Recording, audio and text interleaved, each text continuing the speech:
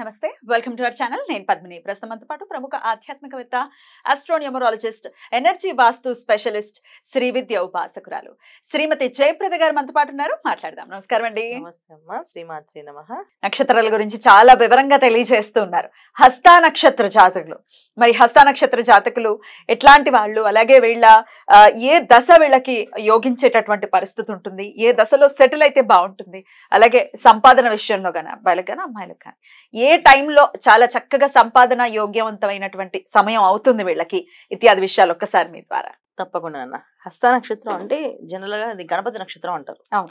గణపతి ఒక అనుగ్రహంతో పుడతారని, సో గణపతి అనుగ్రహం నిండుగా ఉంటుందని వీళ్ళకి, సో అందుకే ఎడ్యుకేషన్ బాగుంటుందని ఈ నక్షత్రానికి ఉంది.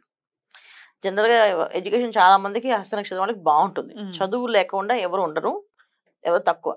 బుధుడు వక్రించి ఉన్న జాతకంలో ఇబ్బంది, ఎందుకంటే కన్యా రాశి కనుక మాక్సిమం తెలివితేటలు బాగుంటాయి, చదువు బాగుంటుంది, మాట తీరు బాగుంటుంది, మాట్లాడే విధానం బాగుంటుంది, ఏదైనా సరే చక్కగా మాట్లాడతారు.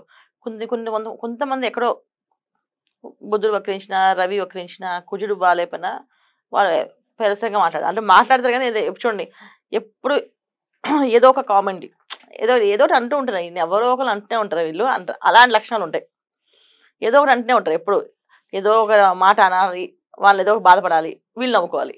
ఇది ఒక్కటి లక్షణం అప్పుడప్పుడు వస్తుంది కానీ అన్ని కంపల్సరీ కాదు. కొన్ని నక్షత్రాలకు మాత్రం ఈ హస్త నక్షత్రానికి మాత్రం ఇది ఒక ప్రాబ్లం ఉంది. అనవసరంగా మాట్లాడి అనవసరంగా బాధపెట్టే తత్వంగా ఉంది హస్త నక్షత్రానికి.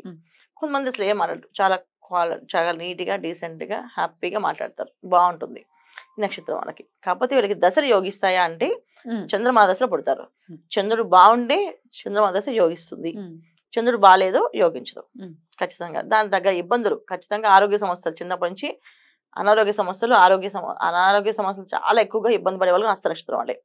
బాగాలేకపోవడం ఇబ్బంది. తర్వాత వచ్చే దశ చంద్రమా దశ, కుజమా దశ.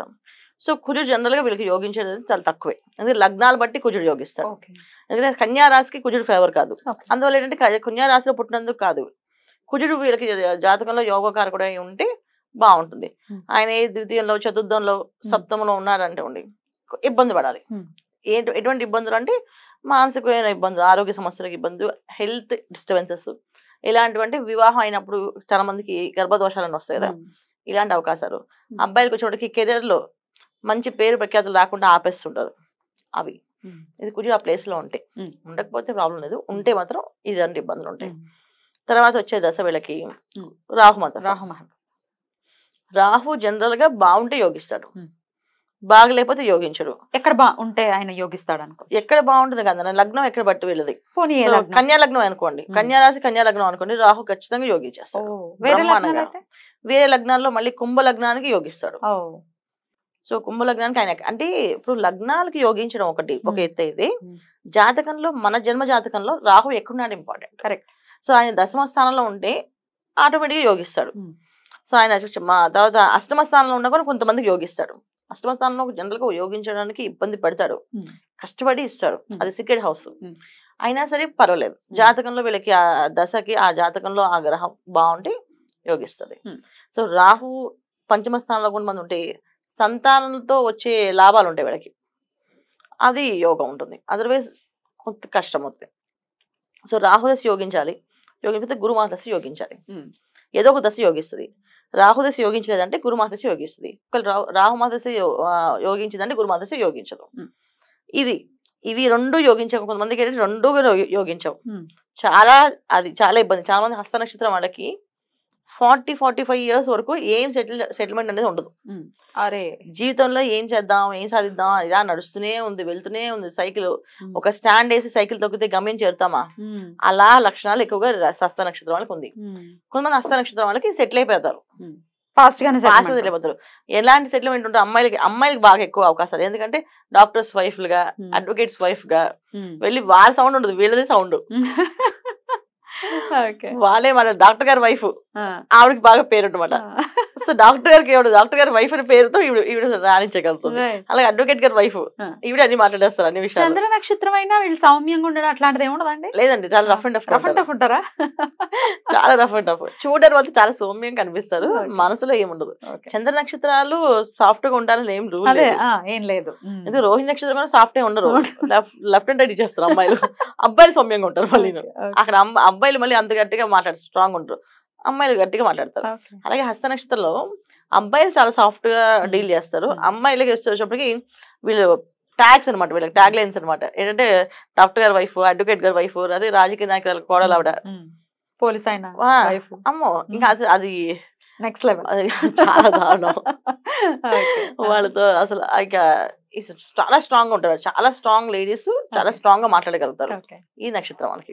సో వీళ్ళకి సంపాదన యోగాలు అనేవి ఏంటంటే వీళ్ళు ఇండిపెండెంట్ గా సంపాదించుకునేది 40 years రావాలి కదా.